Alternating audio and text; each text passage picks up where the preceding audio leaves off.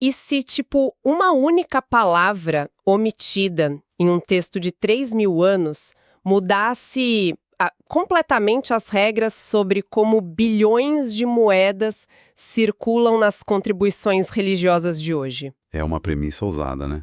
Muito. Ou, e se a cobrança de uma prática milenar fosse, na verdade, o equivalente a continuar pagando pedágio em uma rodovia que o governo já declarou que tem acesso gratuito? Essa é a analogia perfeita porque vamos discutir. Exato.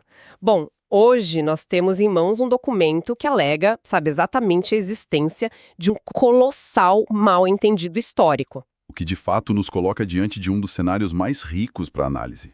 É aquele momento em que a linguística antiga, a precisão histórica e, tradições super consolidadas entram em rota de colisão. Com certeza. O texto que a gente vai examinar hoje propõe uma desconstrução, assim, mecânica e cronológica, de uma prática que a esmagadora maioria das pessoas aceita como uma regra totalmente imutável. Sendo assim, boas-vindas a quem nos ouve.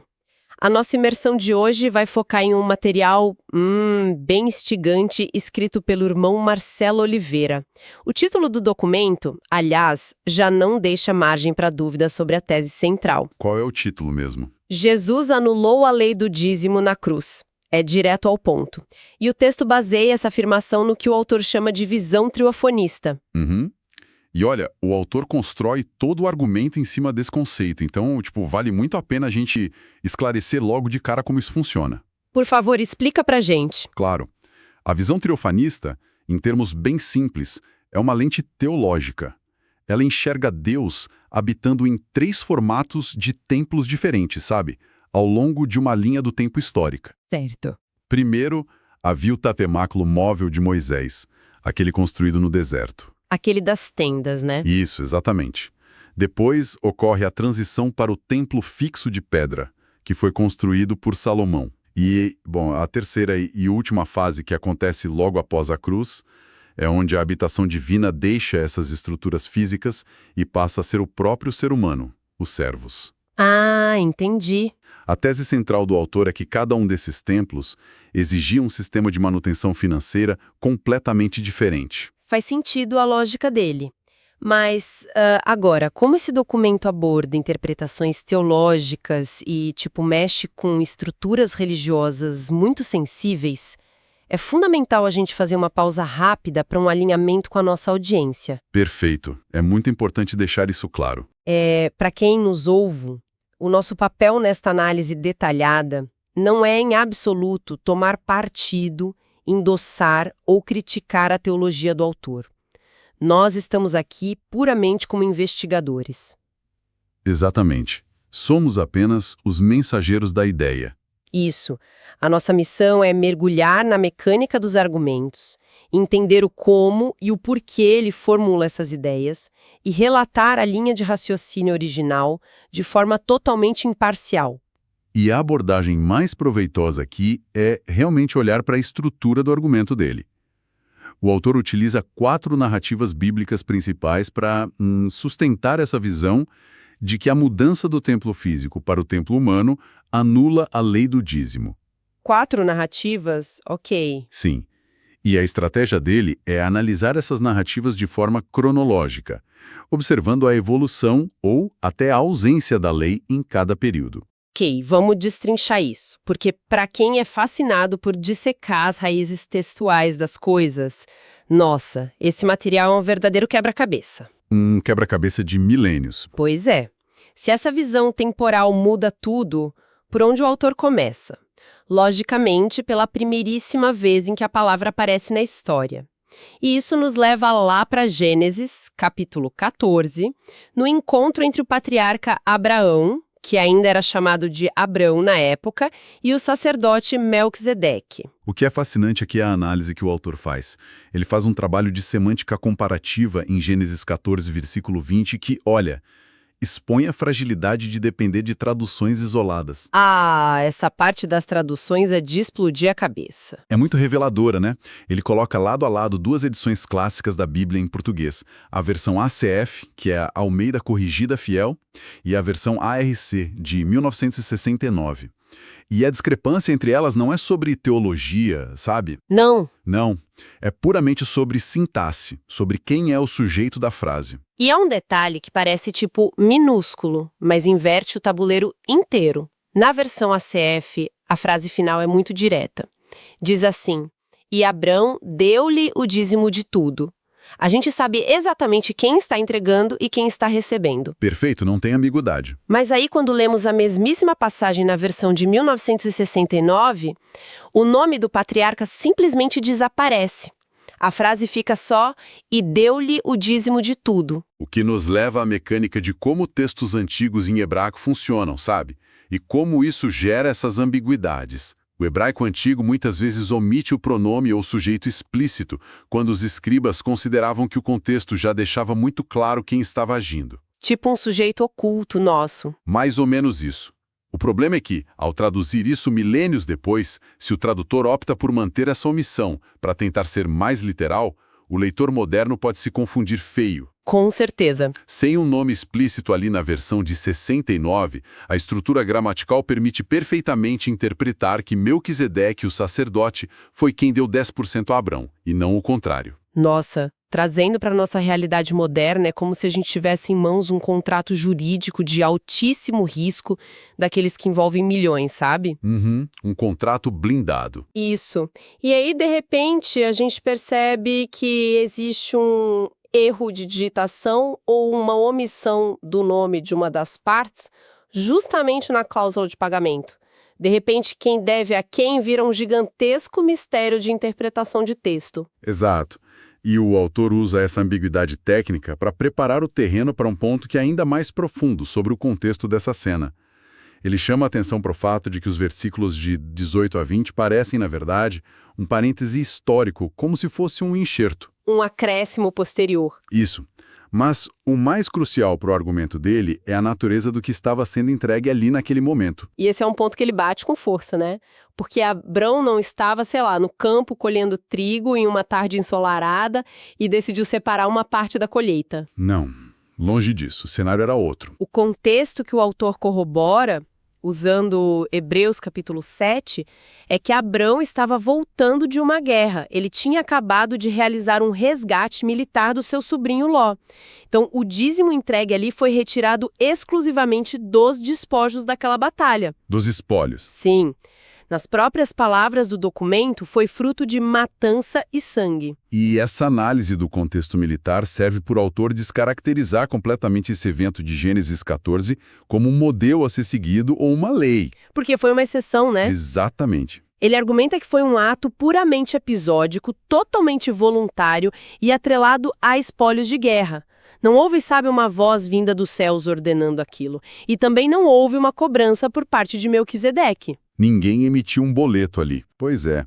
Logo, na tese do texto, usar esse momento bem específico como uma jurisprudência para estabelecer uma obrigação universal e pacífica é um tremendo erro de categoria. Bom, se a história de Abraão foi um evento isolado de guerra que não estabelece regra, isso levanta uma dúvida imediata. Será que há algum outro precedente histórico onde um patriarca tentou, criar um contrato de longo prazo com o Criador? E aí a gente avança na cronologia. Que nos leva ao próximo personagem da lista do autor, o neto de Abraão, o Jacó. E as motivações dele, segundo a leitura minuciosa do texto, são descritas de uma maneira bem mais controversa. Sim, o autor direciona o foco lá para Gênesis 28, nos versículos de 20 a 22. É o momento em que Jacó faz um voto muito famoso. O voto da viagem. Isso.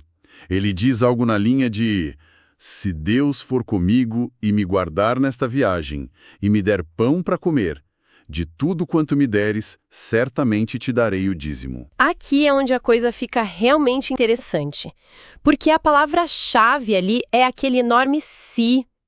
Quando a gente lê isso friamente, não soa como adoração genuína, soa como uma proposta comercial. Uma negociação. E o documento classifica essa atitude como um voto suspeito e uma audácia bem perigosa por parte de Jacó.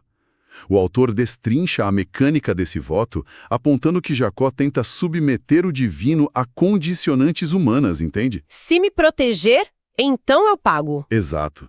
Se a proteção for garantida, então o pagamento será efetuado.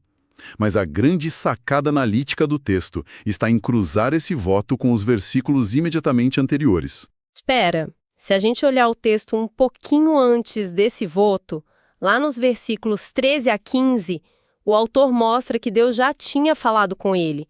Deus já tinha dito, eu estou contigo e te guardarei por onde quer que fores. A garantia já estava dada. E o autor escancara essa ironia para mostrar a fragilidade do argumento de usar Jacó como um exemplo a ser imitado. A conclusão do documento é de que Jacó demonstrou, na verdade, uma falha crônica de fé. Ele não confiou. Ele acabou de receber uma promessa incondicional do Eterno, mas reage tentando criar um contrato condicional, quase como uma tentativa de suborno. Nossa, usando outra analogia, nossa, aqui é o equivalente a um negociador sentar à mesa e tentar desesperadamente adicionar cláusulas rigorosas de pagamento atreladas a metas num contrato que a outra parte já assinou em branco, tipo garantindo a parceria de graça. O autor usa isso para destruir a credibilidade do exemplo, certo? Certíssimo. O objetivo dele com essas duas narrativas patriarcais é limpar o terreno antes de chegar à lei de Moisés. Ele argumenta que no período pré-lei, o dízimo nunca foi uma ordem de Deus. Ficou bem claro. Ou foi uma atitude pontual com bens de terceiros obtidos em guerra, como no caso do Abraão, ou foi um exemplo humano de barganha falha, como no caso do Jacó.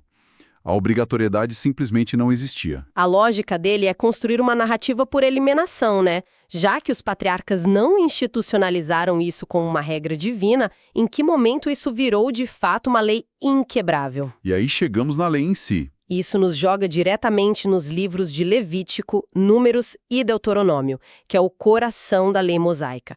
E o autor argumenta que quando o sistema é finalmente legislado, ele não tem absolutamente nada de genérico ou aplicável a qualquer cenário. Era uma engrenagem econômica extremamente específica. Uma engrenagem que foi desenhada sob medida para a sociedade agrária do antigo Israel.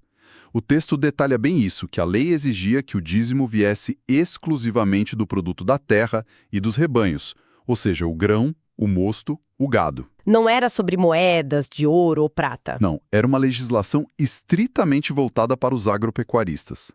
E o mais importante para o argumento do autor é entender o porquê dessa arrecadação, o que nos leva aos beneficiários exclusivos desse sistema. Os levitas? Exatamente, a tribo de Levi. Para entender a mecânica dessa lei, a gente precisa lembrar como Israel foi estruturado. Quando as tribos dividiram as terras, os levitas não receberam nenhuma herança territorial. Eles ficaram de fora dessa partilha agrária. Eles tinham outra função. Sim, eles foram designados em tempo integral para a manutenção física e cerimonial do tabernáculo e, posteriormente, do templo. Eles carregavam estruturas pesadas, abatiam os animais para os sacrifícios e realizavam rituais de forma contínua. Trabalho braçal pesado, inclusive. Demais. E como eles não tinham terras para plantar e sobreviver, o dízimo das outras tribos funcionava como uma fonte de sustento e financiamento dessa infraestrutura teocrática. Além disso, a lei também estipulava ciclos, a cada 3 anos, onde esse fundo devia amparar órfãos, viúvas e estrangeiros. Certo. Entendi toda a estrutura, mas deixa eu agir como advogada do diabo por um momento aqui, me baseando na própria Bíblia. O texto do autor menciona o livro de Malaquias, capítulo 3, que contém aquela frase pesada que ecoa pelos séculos: roubará o homem a Deus? Isso tem um peso emocional fortíssimo. Como o autor concilia esse ultimato terrível com a ideia de que essa estrutura inteira perdeu a validade? Essa é a grande questão que muita gente levanta. Mas se conectarmos isso à imagem maior da cronologia bíblica, a explicação do autor faz todo o sentido dentro da premissa dele. O livro de Malaquias relata um período onde a antiga aliança estava em pleno vigor, sabe? Estava valendo a lei. Totalmente. Malaquias estava repreendendo uma nação e principalmente sacerdotes corruptos que estavam fraudando um sistema teocrático e legal que ainda era a regra absoluta do jogo.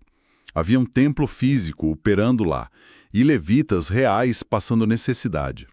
A virada de chave do documento ocorre justamente quando chegamos no evento da cruz. Que é onde a visão triunfanista, que a gente explicou lá no começo, entra rasgando o tecido da história. Exato.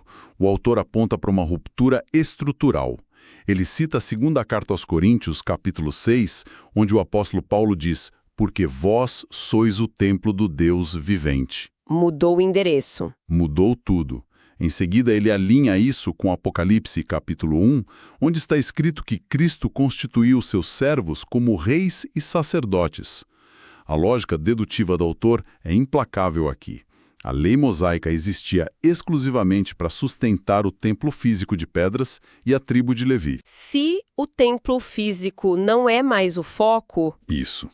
Se a cruz decreta que o templo de pedra não é mais o centro de gravidade e que agora todos os fiéis são sacerdotes, a lei perde simultaneamente o seu endereço de entrega e o seu propósito funcional. O objeto da lei simplesmente desaparece. Porque se a comunidade de pessoas é o próprio templo, continuar pagando para manter o véu e o candelabro de uma estrutura separada se torna um anacronismo enorme. Mas... o autor faz questão de colocar um limite nessa interpretação, não faz? Ele não propõe fim da generosidade ou o abandono financeiro das comunidades de jeito nenhum. De jeito nenhum. O documento faz uma separação cirúrgica entre a imposição da lei e o princípio da graça. O autor concorda plenamente com a existência de ofertas voluntárias. Que bom que ele aborda isso. Sim, ele lista despesas práticas do mundo moderno, tipo o aluguel do espaço onde a comunidade se reúne e, de forma muito enfática, o auxílio aos mais pobres e necessitados. A tese dele não é contra a contribuição financeira em si, de forma alguma. É contra a obrigatoriedade. Isso, é contra a imposição de um percentual fixo obrigatório que seria mascarado por uma lei que, segundo ele, já caducou. Na nova aliança, o motor é a voluntariedade, e não o Código Penal de Moisés. Entendi perfeitamente.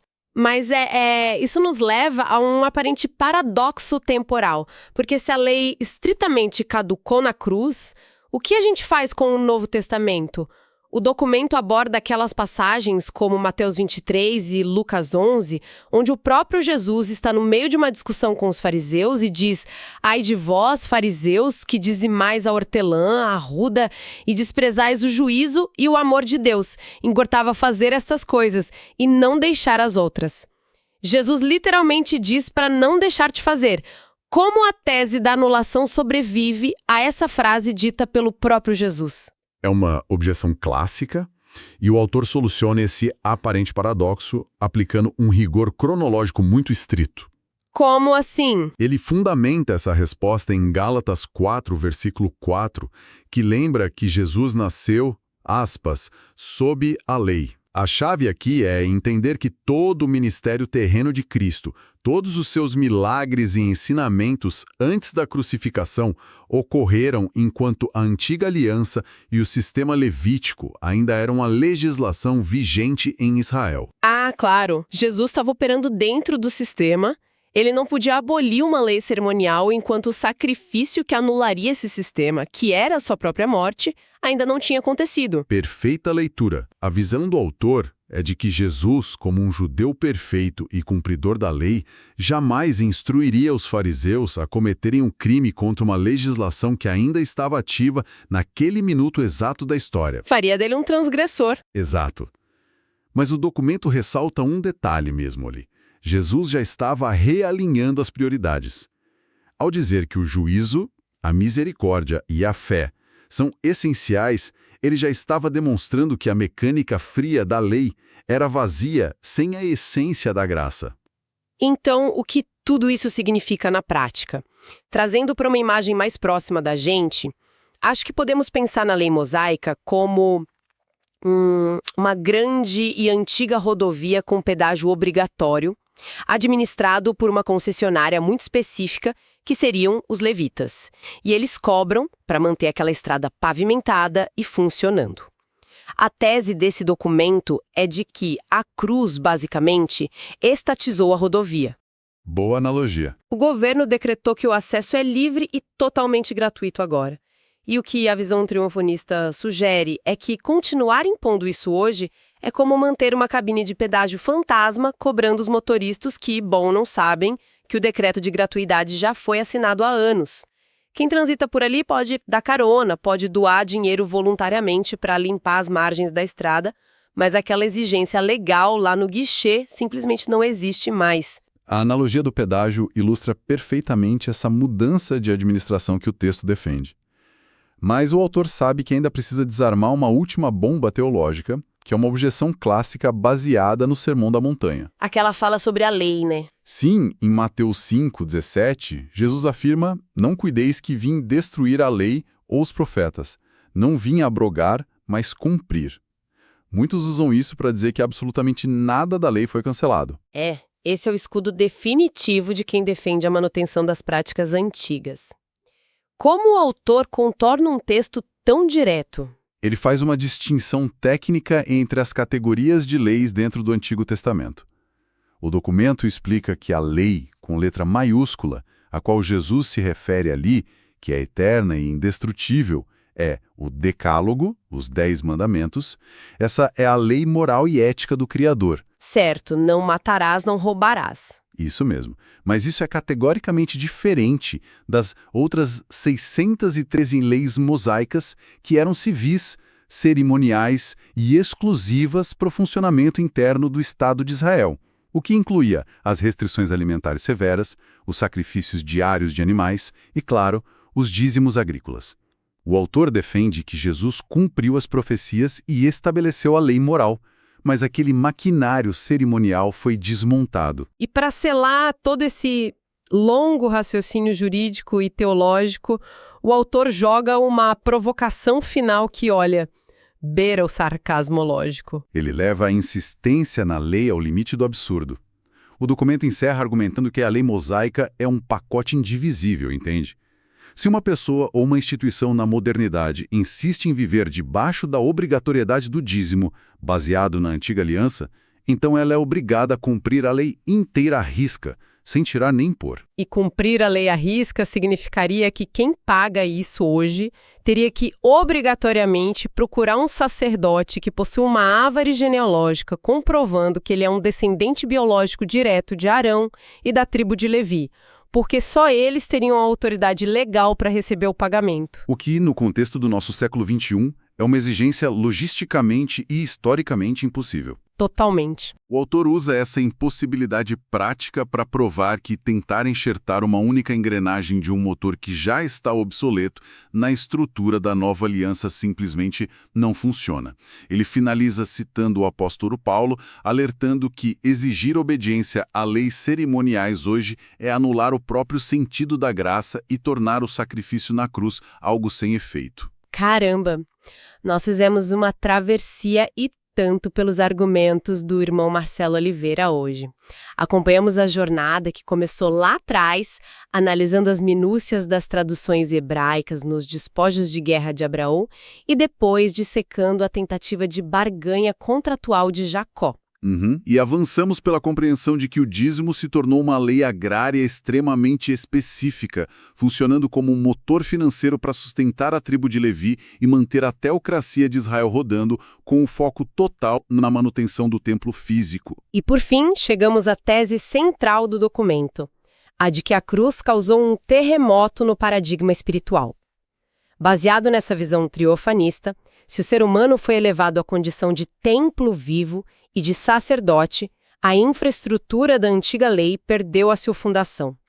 A exigência legal rigorosa cedeu espaço permanente para a generosidade orgânica e voluntária da graça. E sabe, o grande trunfo desta análise não está apenas na conclusão dele, mas no método. O texto nos lembra o quão vital é examinar a história microscópica por trás das tradições. Entender a evolução dos pronomes em manuscritos antigos ou economia agrária do Antigo Oriente Médio não é um exercício inútil. É o que nos permite compreender por que certas regras foram criadas e se elas ainda fazem algum sentido hoje. Exato. E é exatamente por isso que essa nossa imersão de hoje importa tanto para a nossa audiência. Independentemente do que cada um que está nos ouvindo acredita pessoalmente, e independentemente de concordar ou não com as conclusões do autor, esse estudo é um lembrete contundente. Ele prova que muitas das práticas modernas que a gente aceita como blocos de pedra monolíticos, quando são colocadas sobre a lupa do contexto histórico, semântico e cultural, revelam engrenagens muito mais complexas e, por vezes, obsoletas. O pensamento crítico exige que a gente questione os alicerces do que fazemos no piloto automático. Sem dúvida alguma. E isso nos leva ao nosso pensamento final. Algo para quem está nos acompanhando ponderar com calma depois dessa imersão. Expandindo aquela lógica que o autor usa para as finanças, se aceitarmos a premissa de que nos tornamos o próprio templo e os sacerdotes dessa realidade, como essa mudança de paradigma deveria abalar não apenas a nossa visão sobre o dinheiro, mas sobre absolutamente qualquer outra obrigação ritual ou rotina que a gente continue executando por puro hábito cultural. Excelente pergunta. O que mais na vida diária de cada um de nós não passa de um pedágio fantasma cobrando passagem em uma estrada cujo acesso já foi declarado totalmente livre e gratuito? Uma provocação excelente para continuarmos investigando os nossos próprios hábitos e crenças. Um agradecimento imenso a quem nos ouviu e participou dessa nossa investigação profunda de hoje. Continuem lendo nas entrelinhas, questionando as origens de tudo e buscando entender as mecânicas que movem as nossas tradições. Até o nosso próximo encontro.